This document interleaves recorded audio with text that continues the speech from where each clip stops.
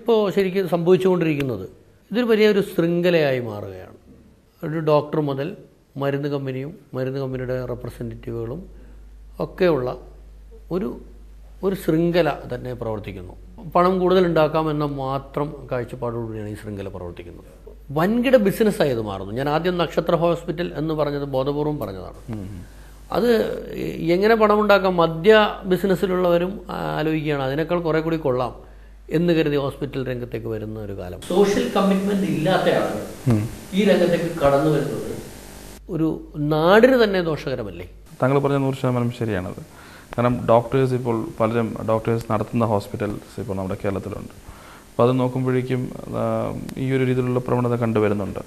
മരുന്ന് കമ്പനിക്കാരും ഇപ്പം നമ്മളെ സംബന്ധിച്ചിടത്തോളം കാർഡിയോളജി സ്റ്റെൻറ്റ് എന്ന് പറയും, ഈ ആൻജിയോപ്ലാസ്റ്റി ചെയ്യുന്ന സ്റ്റെൻറ്റ്. അപ്പോൾ അവർ തന്നെ ചില ഡോക്ടേഴ്സിന് ഹോസ്പിറ്റലിന് എല്ലാ പ്രൊവിഷൻ അറേഞ്ച് ചെയ്ത് കൊടുക്കുന്നു. ഈ ആൻജിയോഗ്രാം ചെയ്യുന്ന കാത്ത് ലാബ് ഉൾപ്പെടെയുള്ള കോടികൾ വില മതിക്കുന്ന എക്യുപ്മെൻറ്റ് പോലും വാങ്ങിച്ചു കൊടുക്കുന്നു ഡോക്ടേഴ്സിന്. സ്റ്റെൻറ്റ് കമ്പനിക്കാർ തന്നെ വാങ്ങിച്ചു കൊടുക്കുന്നൊരവസ്ഥയാണ്. വാങ്ങിച്ചു കൊടുത്ത് ഡോക്ടർ ആൻജിയോഗ്രാം ചെയ്യുക, ആൻജിയോപ്ലാസ്റ്റി ചെയ്യുക, സ്റ്റെൻറ്റിന് ആ ഒരു രീതിയിലോട്ടൊരു പ്രവണത പോയിക്കൊണ്ടിരിക്കുന്ന ഒരു അവസ്ഥയാണ്. ഫോട്ടോസ് എടുക്കുന്ന പോലെ. കാരണം നമുക്ക് അണ്ടർസ്റ്റുഡ് ആണ്. ഇപ്പോൾ 100 രോഗി നമ്മളിപ്പോൾ ആൻജിയോഗ്രാം ചെയ്താൽ അതിലൊരു 20-25 രോഗികൾക്ക് മാത്രമായിരിക്കും ഈ കോംപ്ലിക്കേഷൻസ്, ഈ സ്റ്റെൻറ്റിൻ്റെയോ ആൻജിയോപ്ലാസ്റ്റിയുടെ ആവശ്യമുള്ളൂ. നമ്മൾ ഞെട്ടിപ്പിക്കുന്ന കണക്കിലാണ് നമ്മുടെ ചില ആശുപത്രികൾ നോക്കുമ്പോൾ. അപ്പോൾ 50 ആൻജിയോഗ്രാം ചെയ്യണമെങ്കിൽ 48 പ്ലാസ്റ്റിയും ചെയ്യുന്നവരുണ്ട്. തമാശയോടെ നമ്മൾ ഡോക്ടേഴ്സ് മീറ്റിംഗ് വരാറുണ്ട്. ബൈസ്റ്റാൻഡ് അടക്കം ഒരു സെൻറ്റിട്ട് കൊടുക്കുന്നൊരവസ്ഥയാണ്. അപ്പം അങ്ങനെ മരുന്ന് കമ്പനിക്കാർ, അപ്പം അതൊരു ഒരു കൺട്രോൾ ലെവൽ എല്ലായിടത്തും വന്നാൽ നന്നായിരിക്കും. പിന്നെ എനിക്ക് പറയാനുള്ളത് ഇത്തരം രംഗത്ത് ഒരു കമ്മിറ്റ്മെൻറ്റോടെ നിൽക്കുന്ന സ്ഥാപനങ്ങൾ ആളുകൾ തിരിച്ചറിയും. അതെ, ഇപ്പം വിദ്യാഭ്യാസമാണെങ്കിൽ തന്നെ ഹെൽത്താണെങ്കിൽ തന്നെ ആരോഗ്യമാണെങ്കിൽ തന്നെ ഈ രണ്ടും മലയാളികൾ വളരെയധികം കുറച്ച് മലയാളികൾ മാത്രം എൻ്റർ ചെയ്യുന്നൊരു ഫീൽഡായിരുന്നു.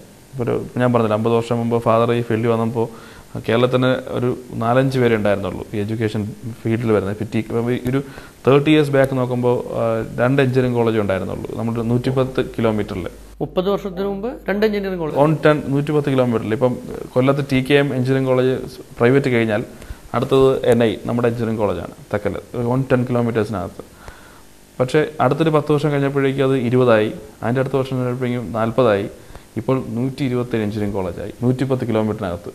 അപ്പോൾ ഈ ആൾക്കാർ ഈ ഫീൽഡിൽ വരുന്നത് ഈ ഒരു സാമൂഹ്യ സേവനവും ഈ വിദ്യാഭ്യാസത്തിനോടുള്ള ഒരു അർപ്പണ മനോഭാവം കൊണ്ടിട്ടൊന്നുമല്ല. അപ്പോൾ അവർ നോക്കുന്നു ഏറ്റവും നല്ലൊരു ഒരു ഇൻവെസ്റ്റ്മെൻറ്റ് ഒരു മീഡിയമായിട്ട് തന്നെ കാണും. കേരളത്തിൽ സ്വകാര്യ സർവകലാശാല എന്ന് കേൾക്കുമ്പോൾ അമൃതയുടെ യൂണിവേഴ്സിറ്റി, ഡീംഡ് യൂണിവേഴ്സിറ്റിയെക്കുറിച്ച്, നുറുൽ ഇസ്ലാം യൂണിവേഴ്സിറ്റിയെക്കുറിച്ച് കേൾക്കുന്നു. നുറുൽ ഇസ്ലാം യൂണിവേഴ്സിറ്റിയുടെ ഈ സ്വകാര്യ സർവകലാശാല എന്ന തലത്തിൽ നിന്നുകൊണ്ടുള്ള പ്രവർത്തനം അതെന്താണ്? ഞാൻ നേരത്തെ പറഞ്ഞല്ലോ 50 വർഷം കൊണ്ടുള്ളൊരു പ്രവർത്തനത്തിൻ്റെ ഒരു ഔട്ട്പുട്ട്, ഒരു പരിണാമം ആണ് ഈ സർവകലാശാല എന്ന് പറയുന്നത്. അപ്പോൾ 50 വർഷം നേരത്തെ പറഞ്ഞവർ 55 വർഷമായി നമ്മുടെ എഡ്യൂക്കേഷൻ ഫീൽഡിലുള്ളത്. അപ്പം ഫാദർ ആ എഡ്യൂക്കേഷൻ ഫീൽഡിൽ വന്നിട്ട് ഇതുവരെയായിട്ടും വേറൊരു ഫീൽഡിലോട്ട് പോയിട്ടില്ല എന്നുള്ളതാണ്.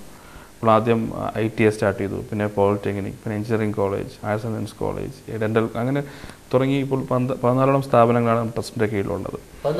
14ഓളം കോളേജസ് ആണ്. അപ്പോൾ ഓരോ സ്ഥാപനവും അതിൻ്റെ ഓരോ പീരീഡും എടുത്തിട്ടുള്ളതെന്നുള്ളതാണ്.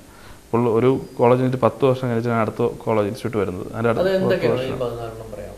നമുക്ക് പോളിടെക്നിക് കോളേജ് ഉണ്ട്, ITA ഉണ്ട്, ആർട്സ് ആൻഡ് സയൻസ് കോളേജ് ഉണ്ട്, എഞ്ചിനീയറിംഗ് കോളേജ് ഉണ്ട്, മറൈൻ എഞ്ചിനീയറിംഗ് കോളേജ് ഉണ്ട്, ഡെൻ്റൽ കോളേജ് ഉണ്ട്, നഴ്സിംഗ് കോളേജ് ഉണ്ട്. അപ്പം അങ്ങനെ നമുക്കിപ്പം ഇപ്പം തന്നെ പുതുതായിട്ട് ഇപ്പോൾ മെഡിക്കൽ കോളേജിൻ്റെ വർക്ക് നടന്നുകൊണ്ടിരിക്കുന്നു. അപ്പം അങ്ങനെ തുടങ്ങി ഇൻസ്റ്റിറ്റ്യൂഷൻസാണുള്ളത്. അതെ, ഇപ്പോൾ എല്ലാം ടെക്നിക്കൽ ഇൻസ്റ്റിറ്റ്യൂഷൻസാണ് കൂടുതലും ഉള്ളത്. മെഡിക്കൽ ഇൻസ്റ്റിറ്റ്യൂട്ടായിട്ട് ഈ ക്യാമ്പസ് മാത്രമേ ഉള്ളൂ. എല്ലാം 4 ക്യാമ്പസുകളായിട്ടാണ് പ്രവർത്തിക്കുന്നത്. അപ്പോൾ ഈ ഒരു ഇപ്പോൾ എഞ്ചിനീയറിംഗ് കോളേജ് തന്നെ ആദ്യമായിട്ട് അക്രഡിറ്റേഷൻ കിട്ടുന്ന നാഷണൽ ബോർഡ് ഓഫ് അക്രഡിറ്റേഷൻ AICTEയുടെ കിട്ടുന്ന കോളേജ് നമ്മുടേതാണ്. ഇന്ത്യയിൽ തന്നെ AICTE ബോഡി പെർമിഷൻ കൊടുത്ത സെക്കൻഡ് എഞ്ചിനീയറിംഗ് കോളേജ് നമ്മുടേതാണ്. പെർമനൻറ്റ് അഫിലിയേഷൻ അണ്ണാ യൂണിവേഴ്സിറ്റിയുടെ അംഗീകാരമുള്ള കോളേജ് നമ്മുടേതാണ്. ഓട്ടോണമസ് സ്റ്റാറ്റസ് കിട്ടിയ കോളേജ് നമ്മുടേതാണ്. അപ്പോൾ അങ്ങനെ എഞ്ചിനീയറിംഗ് കോളേജിന് പറയാൻ കുറേ മെറിറ്റ്സ് ഉണ്ട്. അപ്പോൾ അതെല്ലാം വെച്ചിട്ട് നമ്മുടെ പഠന നിലവാരവും അവിടുത്തെ ഇൻഫ്രാസ്ട്രക്ചർ ഫെസിലിറ്റിക്ക് വെച്ചിട്ടാണ് യൂണിവേഴ്സിറ്റിക്ക് അപ്ലൈ ചെയ്യുന്നത്. അപ്പോൾ അങ്ങനെ സർവകലാശാലയുടെ അധികൃതരായിട്ടുള്ള യൂണിവേഴ്സിറ്റി ഗ്രാൻഡ് കമ്മീഷനും ministry of human resource and ഡെവലപ്മെൻറ്റും അതേമാതിരി തന്നെ AICTEയും അവരുടെ ഇൻസ്പെക്ഷനിൽ കൂടിയുള്ള ഇതിനാണ് ഒരു സ്ഥാപനത്തെ സർവകലാശാലയായിട്ട് മാറ്റുന്നത്. അപ്പോൾ അത്രയും മെറിറ്റ്സ് പോയാൽ മാത്രമേ ഒരു സർവകലാശാല, നമുക്കിപ്പോൾ ഒരു പുറത്തിപ്പോൾ ഒരു എഞ്ചിനീയറിംഗ് കോളേജ് തുടങ്ങുന്നത് പോലെ ഒരു സർവകലാശാല തുടങ്ങാൻ കഴിയുകയില്ല. അപ്പോൾ അങ്ങനെ ആ ഒരു ഡിഫറൻസ് യൂണിവേഴ്സിറ്റിയിലുണ്ട്.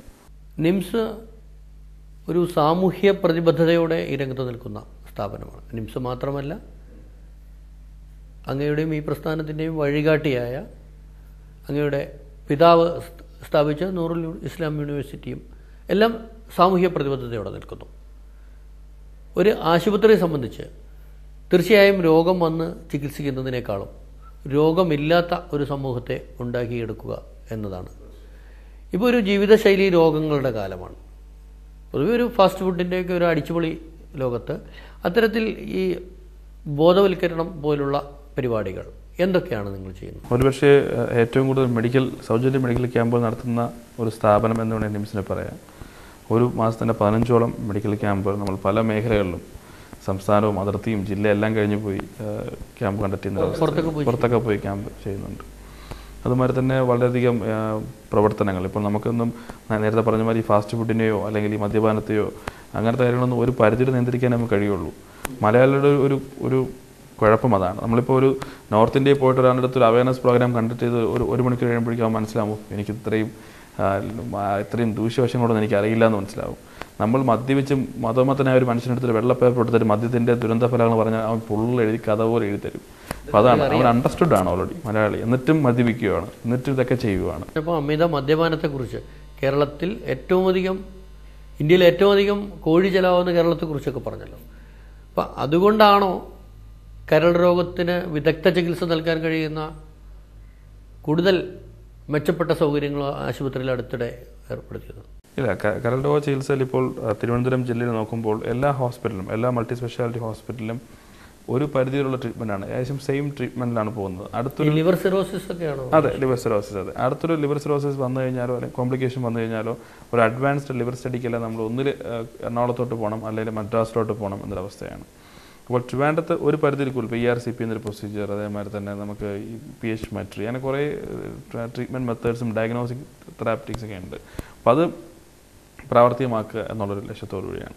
അങ്ങനെ ഫൈബ്രോ സ്കാൻ എന്നൊരു മിഷൻ ആദ്യമായി സൗത്ത് ഇന്ത്യയിൽ നമ്മളാണ് പർച്ചേസ് ചെയ്തത്. ഇപ്പോൾ ലിവർ സ്കാനിങ് നമുക്കിപ്പോൾ ലിവറിൻ്റെ ഇപ്പോഴത്തെ പ്രവർത്തനം എന്താണെന്നുള്ളത്, ഇപ്പം ലിവറിൻ്റെ ഫംഗ്ഷൻ എങ്ങനെയാണെന്നത് വ്യക്തമായിട്ട് മനസ്സിലാക്കാൻ സാധിക്കുന്ന ഒരു സ്കാനിങ് സിസ്റ്റമാണ്. ഏതാണ്ട് എല്ലാ രോഗങ്ങൾക്കുമുള്ള ചികിത്സാ സൗകര്യങ്ങൾ തീർച്ചയായും നിംസിലുണ്ടാകും എന്നെനിക്ക് ഉറപ്പാണ്. വിദഗ്ധ ഡോക്ടർമാരും ഉണ്ടാകുമല്ലോ, അതേക്കുറിച്ചൊക്കെ ഒന്ന് പറയാം. ആദ്യം നിംസ് തുടങ്ങിയിട്ടൊരു 5 വർഷമാകുന്നേ ഉള്ളൂ. തുടങ്ങുമ്പോൾ വളരെ കുറച്ച് ഡോക്ടേഴ്സുമായി, കുറച്ച് ഡിപ്പാർട്ട്മെൻറ്റുമായിട്ടാണ് സ്റ്റാർട്ടപ്പ് ചെയ്തത്. ഇപ്പോൾ നിയർലി 40 ഡിപ്പാർട്ട്മെൻറ്റ്സിൽ ഒരു 150 doctors round the clock work ചെയ്യുന്നു. അതേമാതിരി തന്നെ എല്ലാ സ്പെഷ്യാലിറ്റീസിലും നമുക്ക് ഡോക്ടേഴ്സിന് അവൈലബിൾ ആണ്. അപ്പം ഓരോ ഡിപ്പാർട്ട്മെൻറ്റും ഓരോ യൂണിറ്റായിട്ടാണ് പ്രവർത്തിക്കുന്നത്. അവർ തന്നെയാണ് ഡിസൈഡ് ചെയ്യുന്നത്. അവർക്ക് തന്നെ സ്റ്റാഫിനെ മോട്ടിവേറ്റ് ചെയ്യാൻ പറ്റും. അവർക്ക് തന്നെ സ്റ്റാഫിൻ്റെ ഫുൾ A to Z. ഇപ്പോൾ ഇൻഡിപെൻഡൻറ്റ് അഡ്മിനിസ്ട്രേഷനാണ് ഓരോ ഡിപ്പാർട്ട്മെൻറ്റ് നടക്കുന്നത്. അപ്പോൾ അതുകൊണ്ട് അവർക്ക് അവരുടെ വർക്ക് സ്പേസ് ഉണ്ടാകും, അവർക്ക് കുറച്ചുകൂടെ ഇമ്പ്രൂവ് ചെയ്യാൻ എളുപ്പമായിരിക്കും. അപ്പോൾ അങ്ങനെയുള്ള ഒരു എന്താ പറയുക, ടീം വർക്കായിട്ടാണ് നമ്മൾ പോയിക്കൊണ്ടിരിക്കുന്നത്. ഇതുപോലെ ഈ വാട്ടർ സപ്ലൈ പ്രോജക്റ്റ് ഹരിതകം, അതെ, നിംസ് ഹരിതകം എൻവയോൺമെൻറ്റലിന് വേണ്ടിയിട്ട് നൂറുൽ ഇസ്ലാം യൂണിവേഴ്സിറ്റിയുടെ നിംസിൻ്റെയും പ്രൊജക്റ്റാണ്. 100,000 ചെടികൾ നട്ടു വളർത്തുക. ഓരോ സ്കൂളുകളിലും പോയി വിദ്യാർത്ഥികളുടെ പേരിലൊക്കെയാണ് ആ ചെടി നടുന്നത്. അപ്പോൾ ഒരു വിദ്യാർത്ഥിയായിരിക്കണം ആ ഒരു മരത്തിൻ്റെ റെസ്പോൺസിബിലിറ്റി. അങ്ങനെ പോകുന്നൊരു ഹരിതകം പ്രൊജക്റ്റാണ്. പിന്നെ അതേമാതിരി തന്നെ നമുക്കുള്ള എടുത്തു വരുന്ന പ്രോജക്റ്റ് ഗാന്ധിയൻ ചിന്താഗതികൾ കൂടി വിദ്യാർത്ഥികളെ കുറിച്ച് ഗാന്ധിയൻ പ്രസ്ഥാനങ്ങളിൽ ഊന്നി ഉറപ്പിച്ചുകൊണ്ട് പുതിയൊരു ഭാരതത്തെ കെട്ടിപ്പടുത്താനുള്ള ഒരു നൂറുൽ ഇസ്ലാമിൻ്റെ IAS അക്കാഡമി, അതിപ്പം ഈ ക്യാമ്പസിലാണ് പ്രവർത്തിക്കുന്നത്. നൂറുൽ ഇസ്ലാം സിവിൽ സർവീസ് അക്കാഡമി എന്ന് പറഞ്ഞിട്ട്. അപ്പം 8ാം ക്ലാസ്സിലെ സ്റ്റുഡൻസിന് തന്നെ ഗാന്ധിയൻ പ്രസ്ഥാനങ്ങളും ഗാന്ധിയൻ ചേർന്നൊരു കോൺസെപ്റ്റൊക്കെ സ്റ്റാർട്ടപ്പ് ചെയ്ത് അതിനോട് തന്നെ സിവിൽ സർവീസിൻ്റെ ആദ്യ പാഠങ്ങൾ പഠിപ്പിച്ചുകൊണ്ട് ഏറ്റവും കുറവ് സിവിൽ സർവീസ് ഇപ്പോൾ ഔട്ട്പുട്ടുള്ളൊരു സംസ്ഥാനമായി കേരളം മാറിക്കൊണ്ടിരിക്കുന്നു. അപ്പം ബീഹാറൊക്കെ നോക്കുവാണെങ്കിൽ സിവിൽ സർവീസ് ഒരു വർഷം ഇറങ്ങുന്ന IAS IFS ആൾക്കാരുടെ എണ്ണം വളരെ കൂടുതലാണ്. കേരളത്തിൽ വെല്ലെണ്ണാവുന്ന ആൾക്കാർ മാത്രമേ ഉള്ളൂ സിവിൽ സർവീസിലോട്ട് ട്രൈ ചെയ്യുന്നത് തന്നെ.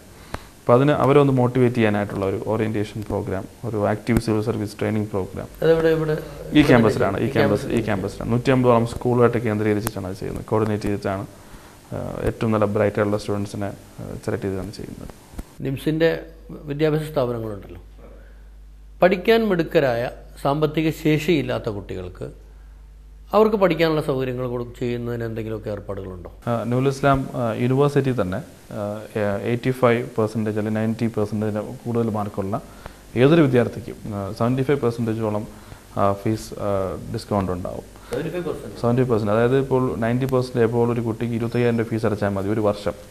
അപ്പോൾ ഒരു നിർധനരായ കുട്ടികളാവണമെന്നില്ല, നമ്മളൊരു സ്കോളർഷിപ്പ് വെച്ച് പഠിക്കാൻ മിടുക്കരാകണം, എൻട്രൻസ് എക്സാമിൽ ക്വാളിഫൈഡ് ആവണം. അപ്പോൾ അതിനാണുള്ളത്. പിന്നെ അതിന് പുറമെ വളരെ സ്കൂളിൽ പഠിക്കുന്ന +2 ലെവലിൽ പഠിക്കുന്ന വിദ്യാർത്ഥികൾക്കെല്ലാം നമ്മൾ സൗജന്യമായിട്ട് വിദ്യാഭ്യാസം ഉറപ്പായി കൊടുക്കുന്നുണ്ട്. ഈ കേരളത്തിലുണ്ട്, തമിഴ്നാട്ടിലുണ്ട്. വലിയ കാര്യങ്ങൾ ചെയ്യുന്നുണ്ട് നിങ്ങൾ. ഇനി നിംസിന്റെ ഭാവി പ്രവർത്തനങ്ങൾ എന്തൊക്കെയാണ്? നിംസിൻ്റെ ഓരോ ഇപ്പം കരൾ രോഗം ലിവർ ഡിപ്പാർട്ട്മെൻറ്റ് സ്റ്റാർട്ടപ്പ് ചെയ്തിട്ട് ഒരു 3 months ആയിട്ടേ ഉള്ളൂ.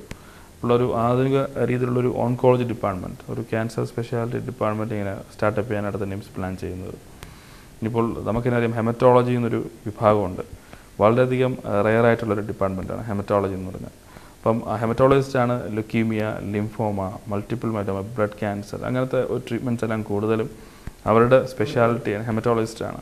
അപ്പോൾ അവരുടെ ഒരു മേൽനോട്ടത്തിൽ ഇപ്പോൾ എൻ്റെ ബ്രദറിൻലോ ഹെമറ്റോളജിസ്റ്റാണ്. അപ്പോൾ അദ്ദേഹം ഇപ്പോൾ UK ഊസ്റ്റർ ഹോസ്പിറ്റലിലെ ക്ലിനിക്കൽ ഡയറക്ടറാണ്.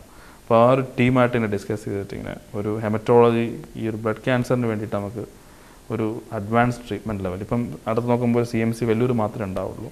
അപ്പോൾ അത് കഴിഞ്ഞാൽ വേറൊരു ഹോസ്പിറ്റലിൻ്റെ അടുത്ത് നമുക്കില്ല എന്ന് തന്നെ പറയാം.